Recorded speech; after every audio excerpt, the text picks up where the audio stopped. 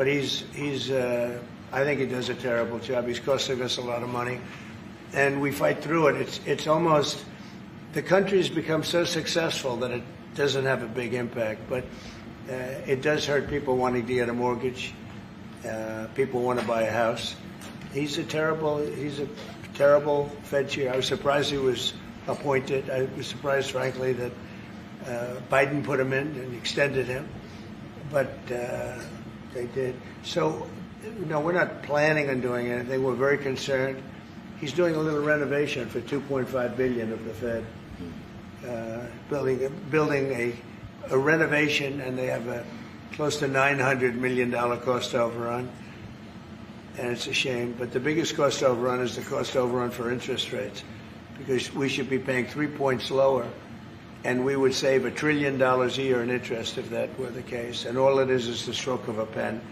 And that goes for his board, too, because his board is not doing the job, because they should try and rein this guy in. So he's doing a lousy job, but no, I'm not talking about that.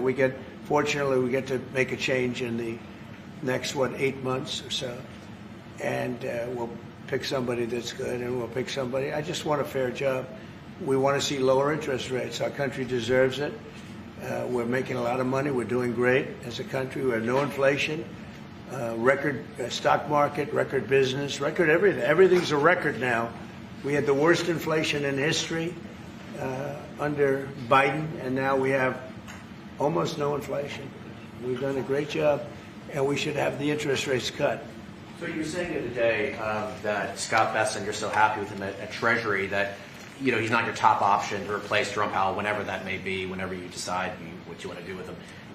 Scott's doing a very good job. I'm very happy with Scott. Is Kevin Hassett on the top of your list? Kevin's somebody we'd consider. Kevin is fantastic, too. We have a lot of good people for that job. It's not a tough job, to be honest. Assuming you're smart, it's not a tough job. If you're a dummy, then I guess it's a tough job. But it might be one of the easiest jobs I've ever seen. And now on top of it, he's building a close to $3 billion little nest egg for himself. He's not doing the right job. We should be saving $1 trillion a year in interest. When he talks about cost, we should be saving. Think of it, $1 trillion a year. Add that with the tariffs and everything else. But he just doesn't want. He's a knucklehead. But we'll see how that. We'll see how he's listening to this. That's a strange conversation. But we like to say it like it is.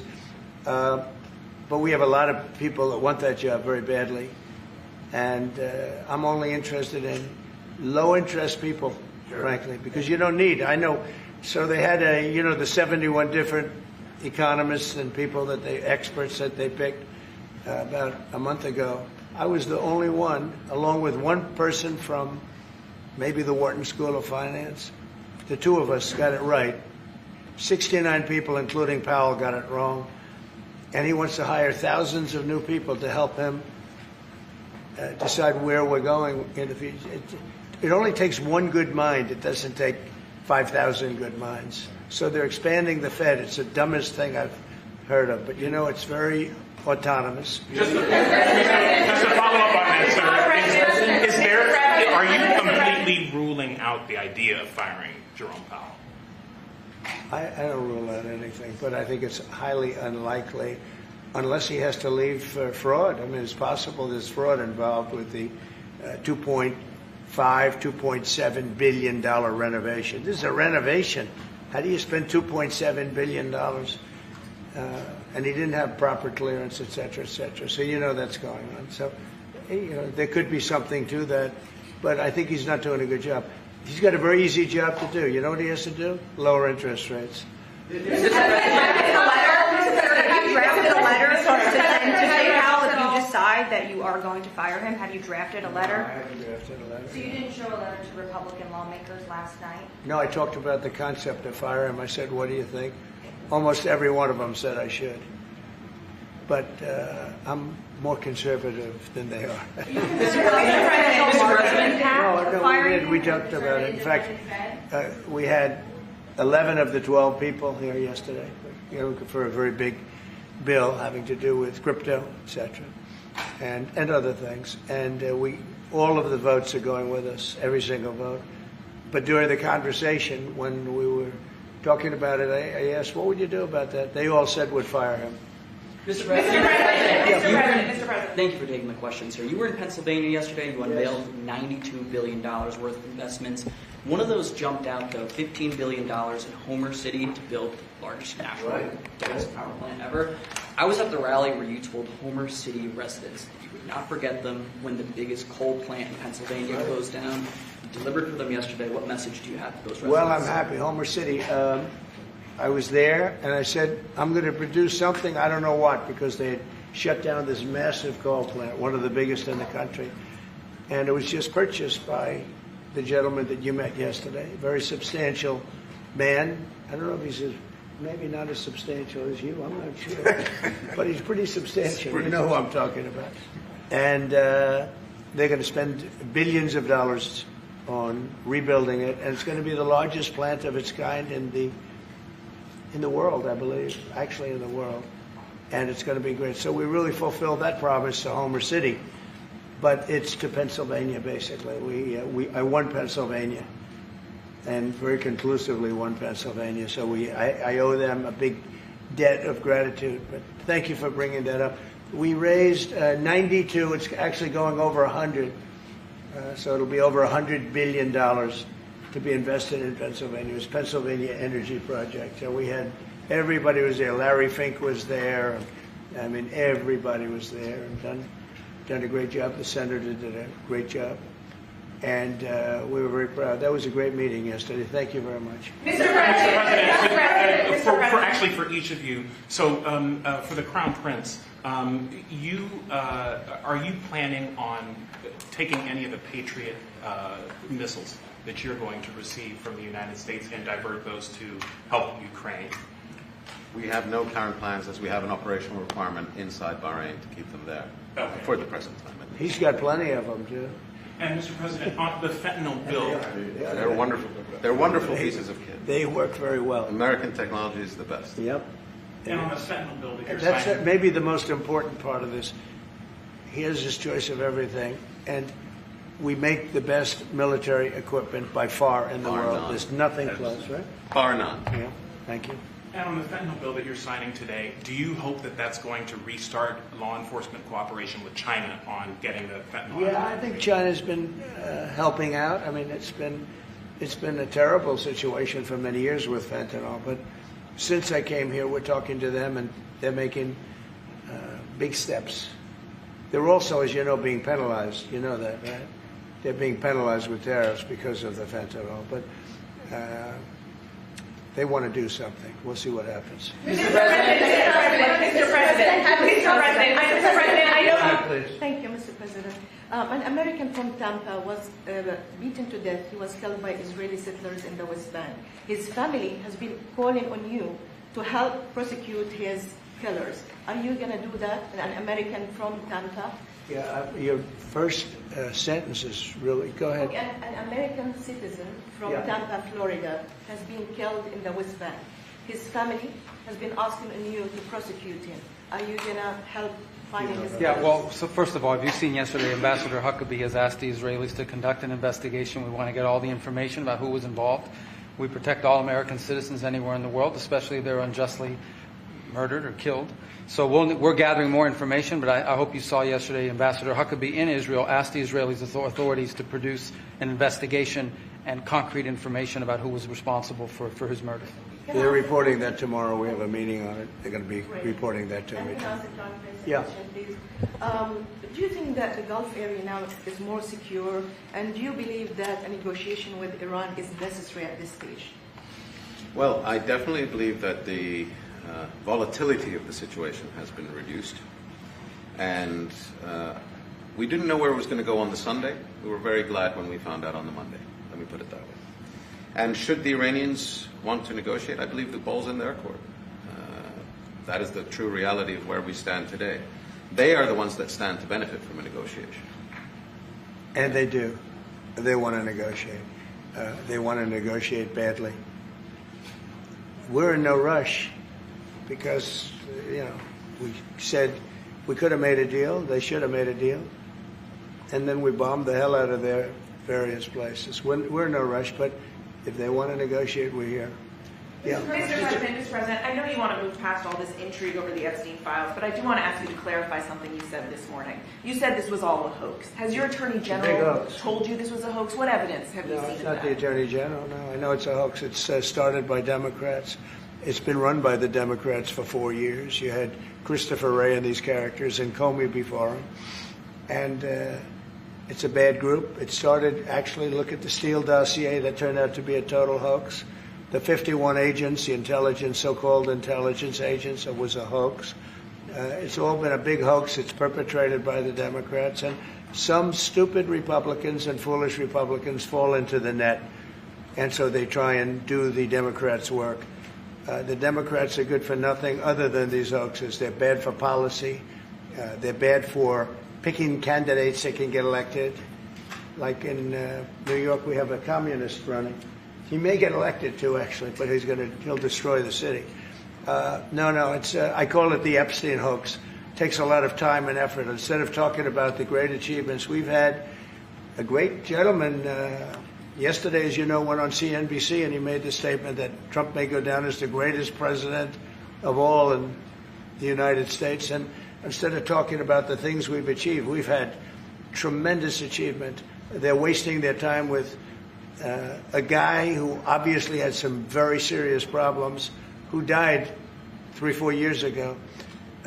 I'd rather talk about the success we have with the economy, the best we've ever had, and all of the things we've done, including in the Middle East. I mean, you see it. Instead, they want to talk about the Epstein hoax. And the sad part is it's people that are really doing the Democrats' work. They're stupid people. Yeah, go ahead. Mr. President, there's lots of reports coming into this meeting that you planned on firing Fed Chair Jay Powell. Markets Is that reacted. right? Those are reports, but they're not true. So what would be useful to know, are you committed to picking someone from the outside? Are you going to interview individuals that are so on the many board people right that now? want that job. I have people that I've known a long time. They're calling me, begging for the job. You know what you need there? A smart person with common sense, but you need a very smart person for that job. I think it's one of the easiest jobs in government. You show up once a month and you make a statement about where the economy's going, and we're going to raise or lower interest rates. It's probably the easiest job I've ever seen. That's why I'm trying to figure, why does he want to expand and add more people?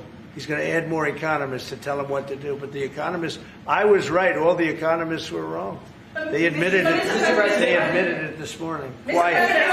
Go ahead. Mr. President, on Jerome Powell, you mentioned fraud in an earlier answer. Are you saying you want to investigate the Fed chair for fraud related to this renovation? Well, I think he's already under investigation. He spent far more money than he was supposed to on rebuilding. I didn't see him as being the kind of guy that would want to have parks, rooftop parks and everything else on top of buildings, but who wants to spend that money for the Fed? The Fed is supposed to sit there and say where interest rates are going and a couple of other very easy things to do. And he spent $2.5 billion. I think he's got some problems. Thank you, sir. You also reported a monthly surplus in the month of June, $27 billion. $25 billion. A ton of money. With these new tariff rates coming into effect on August 1st, we're going to be bringing in even more tariff revenue specifically. How much revenue do you think we can consistently bring in from these tariffs, and how big of a game changer is this, not only for the economy, but also fiscal responsibility? Well, we're going to be bringing in, already we've brought in over $100 billion. We'll be bringing in hundreds of billions of dollars. And the tariffs really haven't kicked in that much other than automobiles and steel. August 1st is a big day. August 1st is when very substantial money comes into our country. We've made deals with a lot of great places, but we had one yesterday, that was announced. We have another one coming up, maybe with India. I don't know. We're in negotiation. When I send out a letter, that's a deal. In other words, that's a deal. They don't want to ever say that. Oh, how many deals have you made? The best deal we can make is to send out a letter. And the letter says that you'll pay 30%, 35%, 25%, 20%, in one case 50%, Brazil, and because what they're doing to their former president is disgraceful. I know the former president. He fought like hell for the people of Brazil, that I can tell you. And I believe he's an honest man. I think what they're doing to him is terrible.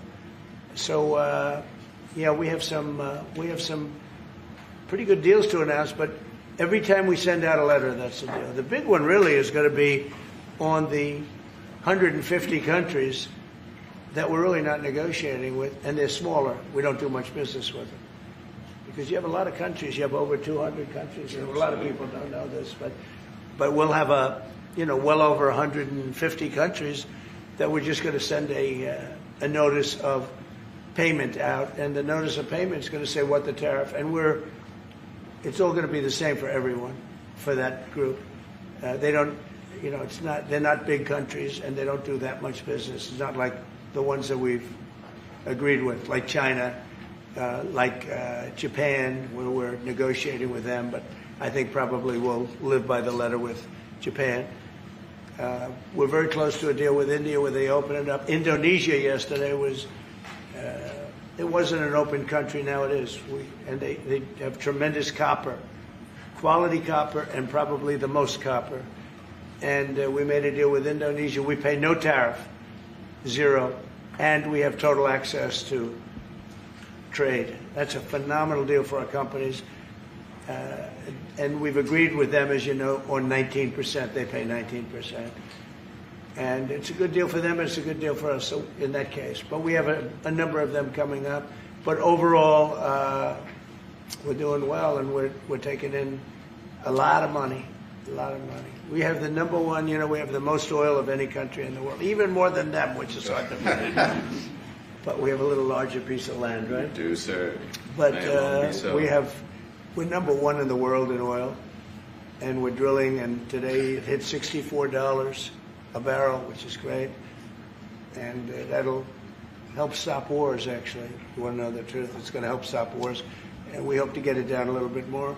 But we have oil down to $2, $2.25, $2.50 in numerous states. We hit one at $1.98 a gallon, and that's a great thing. That's one of the reasons that inflation's in check. When you can do that, you stop the inflation. What Biden did is he ended our policies, went to his policies. He doesn't have a policy. Some lunatic around the desk had a policy. Whoever operated the auto pen had a policy, which is, by the way, I think the biggest scandal. That's the scandal they should be talking about, not Jeffrey Epstein. The scandal you should be talking about is the auto pen, because I think it's the biggest scandal, one of them in American history. So the economy is doing really well, and people are seeing it. Yeah. Will you ask Attorney General Pam Bondi to release more documents to finally put this controversy to bed? Yeah, whatever's credible, she can release. If a document is credible, if a document's there that is credible, she can release. I think it's good. But it's just a subject. He's dead. He's gone, and all it is the certain Republicans got duped by the Democrats, and they're following a Democrat playbook, and no different than Russia, and all the other hoaxes. They're started by the Democrats, and some Republicans. In this case, I was surprised, but they got duped. But have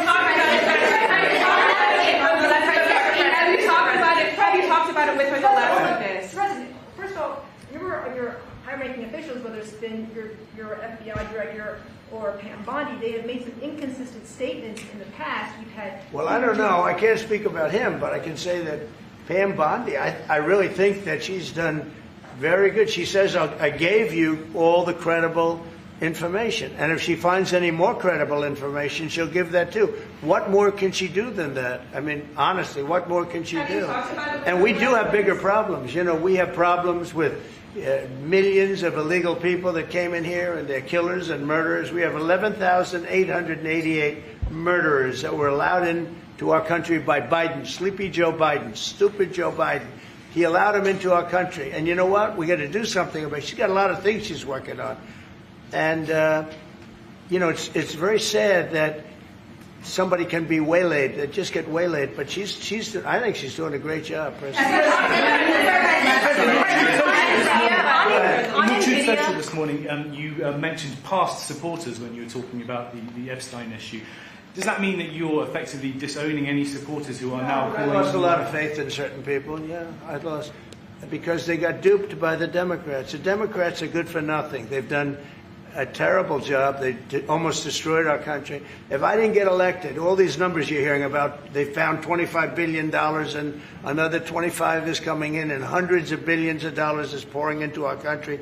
And we just got the biggest tax cut in history. We just got the biggest regulation cuts in history. There'll be no tax on tips. There'll be no tax on Social Security. There'll be no tax on overtime. There'll be no tax on so many other things. You're allowed to deduct your interest from a car payment. That's never happened before. You borrow interest. You borrow money to buy a car if the car is made in America. And by the way, factories are being built all over America. Car factories, AI factories. But you get a deduction on your interest. Nobody ever thought of that before. It never happened before. And, you know, these are the things that they should be talking about. The big, beautiful bill is one of the greatest pieces of legislation ever in this country. And the Democrats have nothing to combat it. So they say, oh, it's death. Death. Oh, that's good. And then they give it to the fake news, which is you and a few others. And the fake news talks about the bill is death. The bill is actually life. The bill is life, and it saves our country. This bill is incredible. Look at the results already. So we have $16 trillion being invested in our country. And this great gentleman and his family just came in with another billions of dollars. And if he didn't like the country, if he didn't like where we were going, he's very smart. He'd come, maybe he wouldn't even come. I think maybe he wouldn't even come. You'd save your time. But, you know, it's one of those things. But if he didn't like where this country was, he wouldn't be investing billions of dollars in this country. But think of it, $16 trillion, more than has ever been even contemplated before. And we haven't even started yet. So that's what I want to talk about. I want to talk about the success. And the Democrats have nothing to show for what they do. They almost destroyed. They allowed 25 million people to come into our country, gang members, jailbirds, from all over the world, not South America, from all over the world. They allowed them to come into our country from mental institutions, insane asylums, just walk right through. They couldn't come into your country. They couldn't come into any country in the world except our country. And they came in from the worst places, gang members, drug dealers. They all came in. Turn it off, please. They all came in. And I'm doing something about it. We have it under check right now. We got rid of a lot of the murderers already. Some of them we put in our prisons because they're so bad we don't want to take a chance in putting them in a foreign prison and have them come back.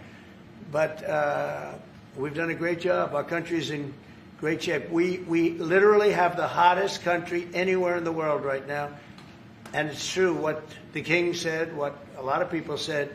We were a dead country. 1 year ago, we were a dead country. We were laughed at all over the world. We had Afghanistan with that horrible embarrassment, most embarrassing moment in the history of our country. Look what happened with Russia and Ukraine. That should have never happened. Look what happened with Israel. That would have never happened. Hamas had no money. Iran had no money. There was no money to do an attack like that. All these things that happened that wouldn't have happened if you had good leadership. And that's what you should be talking about. Thank you very much, everybody. Thank you.